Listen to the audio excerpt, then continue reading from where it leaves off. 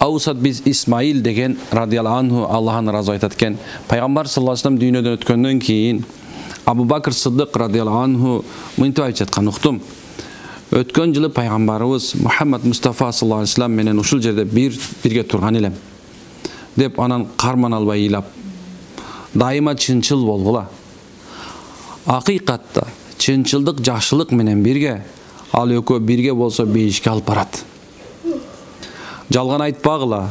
Акыйкатта жалганчылык жамандык менен бирге, ал экөө бирге болсо тозокко алып барат. Аллахтан кечирим сурагыла. Пендеге кечирим суроодон өткөн жакшы нерсе жок. Өз ара мамилеңерди үзбөгүлө, бири-бириңерге жамандык кылбагыла. Бири-бириңерге көрө албастык кылбагыла. Бири-бириңерге душмандык кылмагыла. O Allah'tın pendeleri biri-biriңер менен bir tuğan болгула деп айтканын уктум эле дейт Пайгамбар саллаллаху алейхи ва саллям. Hadis айтпаса эле түшүнүктүү болуп турат. Мусулман кандай болуш керек экен? Мусулмандын жалганчы болушу, ошондой эле чынчыл болушу экөө май менен сууда экен. Бири-бирине кошулбайт экен. Же жалганчы болуш керек таптакыр, же болсо дайыма чынчыл болуш керек экен. Экөө болушу аз экен. Бирок Пайгамбар саллаллаху алейхи ва саллям деп айткан, жакшылык, чынчылдык жакшылык менен бирге болот экен. Анткени өлүп баратсаң да кээ бир убакта чынын айтып кое турган болсо, анын аркасында бир сөзсүз Алланын бир райымы, мээрими төгүлүп турганчалык болот экен иншалла. Ошондой эле жалганчылык жамандык менен бирге болот экен. Ал жаманчылык, аны не апарат дейт, аны тозокко апарат дейт. Биз субханалла ушул нерсеге көңүл бурушубуз керек. Мусулмандын негизи эле бүткүл адамзаттын жаратылган махлук, жаратылган деген сөз кыргызча махлук деп коебуз, махлук деген жаратылган деген сөз. Биз баардыгыбыз махлукпуз, Алла Тааланын жаратып койгонубуз. Бүткүл махлуктардын баардыгы тең, аны бара турган жери же тозок же бейиш болот. Болду. Башка жерге барышы мүмкүн эмес. Окончательный итог жосу адамдын өмүрүнүн, жашоосунун акыры өлүм болгондон кийин анын бара турган жери же тозок же бейиш болот. Болду. Ага канчалык ишенбейин десең дагы, жок, мен өлгөндөн эчтеке болбойм десең дагы, субханалла, өлгөндөн сөз саны көрөт экенсиң да. Жок, акылың менен канчалык акылың менен минус далилдердин баардыгын жок издей бер. Канчалык нерсе издей бер. Кандай бир жок нерсени издей бер. Жок, Кудай жок дебайт, тозок жок дебайт, бейиш жок дебайт, көр дүйнөсү жок дебайт. Айта бер. Бирок көрөсүң да. Эгер жок деп аткандан кийин анда өлүмдө жок деп айтышың керек болчу да. Субханалла, ошол себептен биздин бара турган жерибиз акыры же оң жак же сол жак. Болду.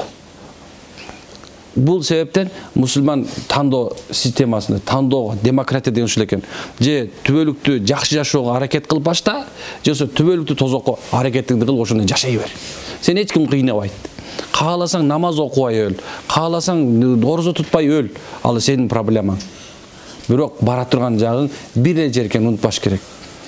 Канча жыл субханалла, канча жылдар күнөө кыл, рахатына бат бол дүйнөнүн бүт матырылып кетти, бар нерсесин же уурда, киши өлтүр, канча нерсе кыл, бүт нерсени кыл.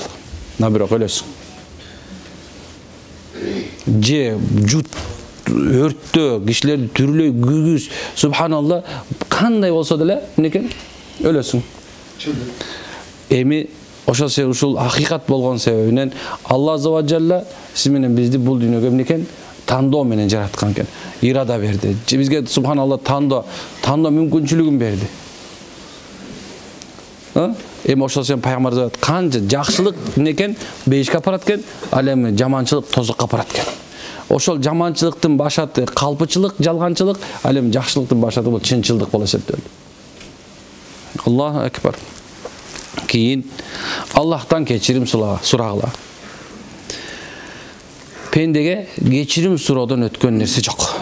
Же болбосо Алла Таала өзүнүн пендесин сурап турганын жакшы көрөт экен. Алладан кечирим сурап турган өзү Роббил Аламин ушундай бир зат экен. Ал өзү жараткан пенделери ага сыйынып, андан кечирим сурап, ага жалбарып, башын ийип, ушундай бир кул болуп турушун жакшы көрөт экен. Кул жана күң болуп турушун жакшы көрөт экен.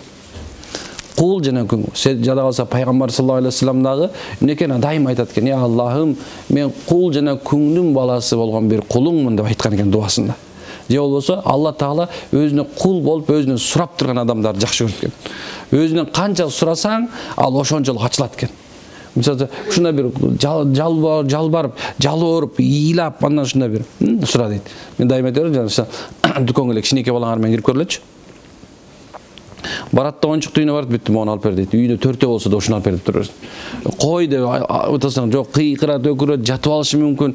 Эми редкий случай, что баланы бас десең кетип кала турганчы. Субхана, бирок эмнекен ошону алып бер дейт да. Сен акчаң барбы, жокпу эме жок, өкүрүп туруп алат ошол жердечи.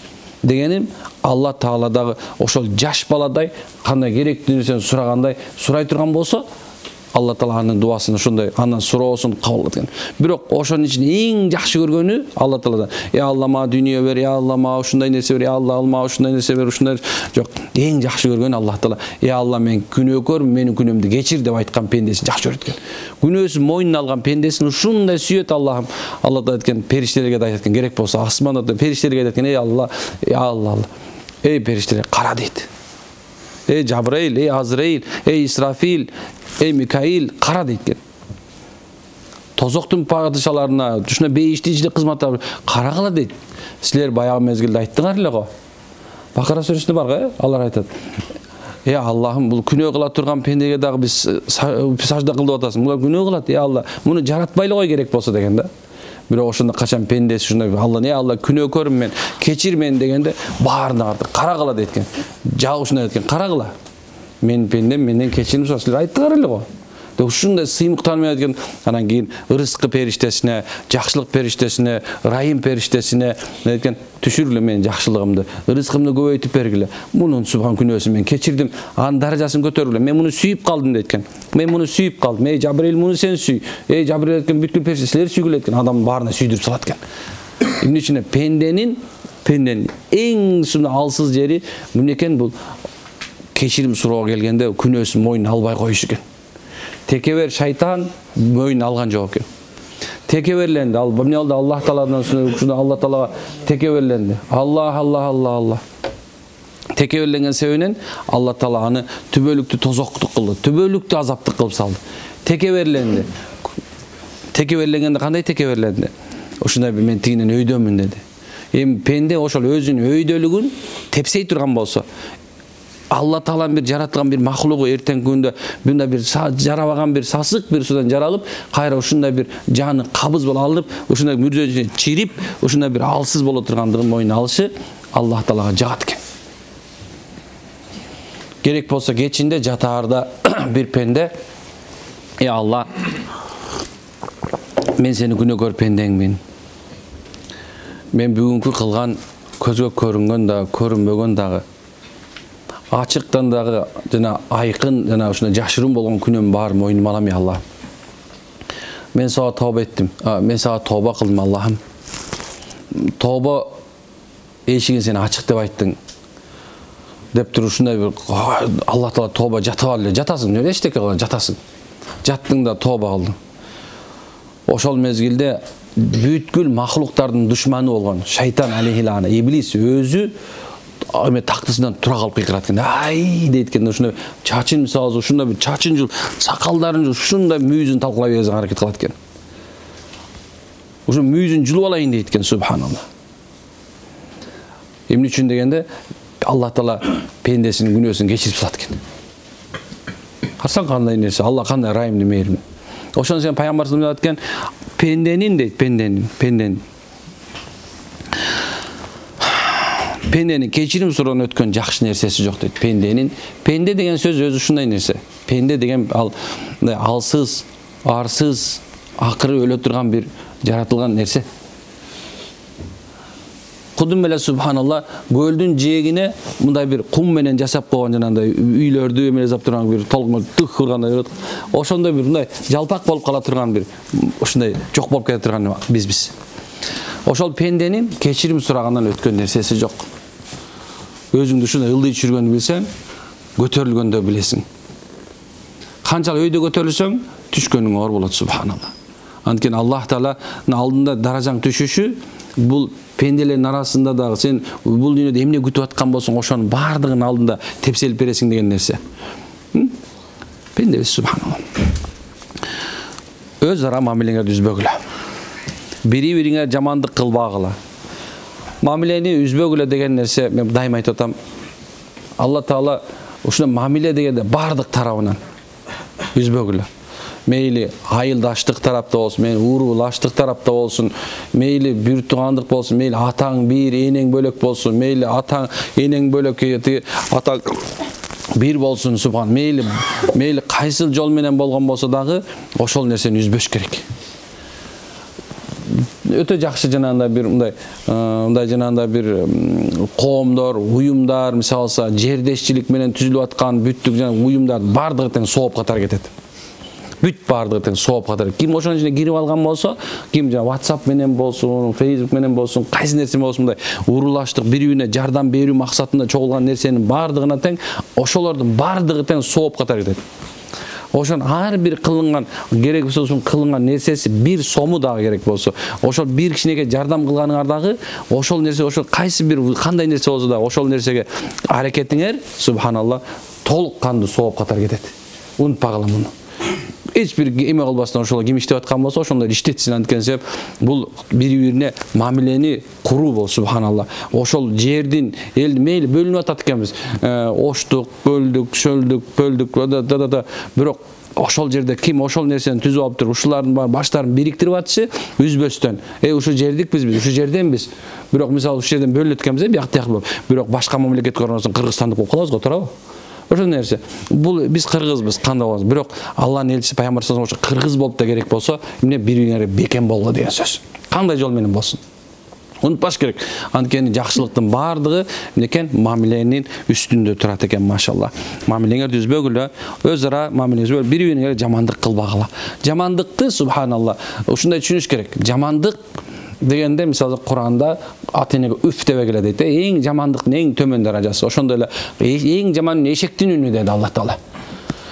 Дегени бул кандай десем айванга теңеди. Жана ошондой эле мындай сөз түркүмүндө жок бир сөздү мындай айтып аткан үф десе алымдар түшүндүрүп айтат экен. Бул ичиңде дагы жаман көрбө дейт. Мисалы ата-энеге сүйлөгөн жок, эч нерседе айтышкан, талашкан жоксуң, бирок ичиңде эле деп койдум. Ушунча эле берет деп койдум. Ичиңде эле эчтеке уккан жок аны. Сен бирок эмнекен ошончо даражада.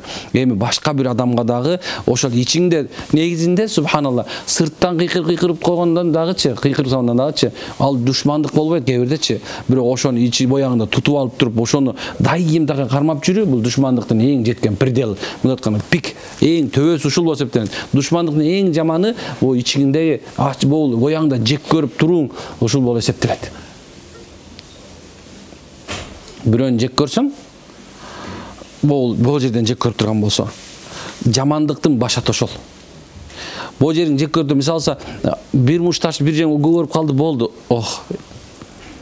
Бирок ким бул жерде кек сактоо менен аракет кылса, ошол жамандыктын дайыма ушундай бир кылычын, ушундай бир жерине сайылып турганда, любой момент мынекен ушуну алып туруп жүрөккө сайып салчудай болот. Ошол себептен Алланын пенделери жүрөгүңөрдөгү жаманчылыкты Аллах тарапка сунуп салбагыла. Дегеним дайым айтылат го, алымдар айтат го, көпчүлүк алымдар, пайгамбарлар, алымдар, чоң-чоң даанышма, хакимдер ушундай деп айтышат. Эмнени ойлоп аткан болсоңор, ошондон абайлагыла дейт. Анткени ал ниетке айланып кетет. Ал эми ниетиңер дайыма иш аракетке айланып калышы коркунучу бар экен. Жамандык жүрөктөн башталат. Жүрөгүңдө жек көрүүдөн башталат, субханалла. Жүрөгүңдө жек көрүүдөн башталат. Унут. Колдон келсе кечир, анткени себеп жүрөгүндө кечирими бар адамдар өлүм алдында оозунан келме чыгат. Кимдин оозунан келме, иманы саламат акыбалында өлгүсү келсе, ким иманы саламат акыбалында бул дүйнө өткүсү келсе, анда жүрөгүн тазаласын. Анткени пайгамбар саллаллаху алейхи вассалам денеде бир эт бар, бир үзүм эт бар дейт. Ошол туура болгон болсо, бүткүл денеңер туура болот. Эгерде ал туура эмес болгон болсо, бүткүл денеңер адашуу жосо туура эмес жолго чөт дейт. Ал эмне я Расулаллах, жүрөк деген. Көрсө адамдын жүрөгүндө ушундай бир жанакындай бир жамандык каалоо. Жамандык эмне үчүн мен айтып атам? Жамандык деген тил менен болушу мүмкүн, кол менен болушу мүмкүн, бут менен болушу мүмкүн, кыймыл аракеттер менен болушу мүмкүн экен, дүйнө менен болушу мүмкүн экен, акыл менен болушу. Бирок субхан эң жаман жаманчылык бул жүрөк менен. Эгерде кимде ким ушу жүрөгүндө жаманчылыкты, кек сактоо жанагындай нерсени, жаманчылык кылууну алып салып тур, жок, бул да Алланын пендеси, бул да жаңылды, мен да жаңылышым мүмкүн десе эмне экен? Ал адам субханалла албетте эң жакшы момундардан жана иншаалла Алла насип берсе түз бейишке кире тургандын катарында болот. Мейли ал кандай болсун. Ал келме айткан болсо. Ла илаха иллаллах. Бириңерге көр албастык кылбагыла, бириңерге душмандык кылбагыла. О Алланын пенделери бири-бириңер менен бир тууган болгула. Некен субхана унутпашыбыз керек. Бул пайгамбар саллаллаху алейхи вассаламдын акыркы кутбаларынан Абу Бакр Сыддык ыйлап айтып аткан, ыйлап көзүнөн жаш чыгып айтып аткан. Ушул былтыр эле дейт, ушул мезгилде мен пайгамбар саллаллаху алейхи вассалам менен ошол жерде турдум эле. Мына ошондо пайгамбар саллаллаху алейхи вассалам ушундай деп айтты эле дейт. Сахабалар аны укканда ыйлашты, жүрөктөрү күйдү, күл болду. Анткени себеп пайгамбар алардын арасында жок эле. Караңыз, сиз менен биздин арабызда пайгамбарыбыз жок. Сиз менен биз субхана жаныбызда пайгамбардын сахабалары жок, табаиндер жок, чоң-чоң аалымдар жок. Бирок караңыз, эгерде ойланып көрө турган болсоң, сен эле, мен эле, атам эле бу дүнү өтүп кете турган болсо, өтүп кеткендер бар болсо ойланып көрсөң, сенин атаң былтыр эле ушул мезгилде балам деп сен менен сүйлөшүп отурган эле. Бирок ал бүгүн кабырдын ичинде. Ошонун айткан осуяты, анын айткан сөздөрү сенин жүрөгүңдө калат эле. Эгерде сен жетим болгон болсоң, атаңды көрбөй өлүп кете турган болсоң, субханалла, эгерде сен атаң боло турган болсо, осуят айта турган болсо, кандай ал сенин жүрөгүңө печат койгондой сөздөрдү айтат эле, туурабы? Кандай кейитилген? Сахабалардын Абу Бакр Сыддык ушинтип кейип аткан. Былтыр эле пайгамбар саллаллаху алейхи вассалам ушул жерде турган. Унутпагыла, былтыр эле пайгамбар ушул жерде турган. Ошол осуят сиз менен бизге мына ушул Аллах тааланын элчиси пайгамбар саллаллаху алейхи вассалам. Бул нерсени үй бүлөңө дагы, бир тууганыңа дагы, мели кошунаңа дагы субханалла биз айтып аткан осуятты эмнекен аткарганга аракет кылышыбыз керек. Бул кыямат күнгө чейин пайгамбарыбыздын бизге берген осуяты. Алладан көп сураңыздар. Анткени Аллах Таала өзү сурагандарды жакшы көрөт. Алхамдулиллах, алхамдулиллахиллади ахияна ба'ду. Алхамдулиллах, алхамдулиллах. Ошондой. Пайгамбарды сагындык, э? Пайгамбарды сагындыкпы? Иншалла. Аз калды. Аз калды иншалла. Субханакаллахумма ва бихамдика.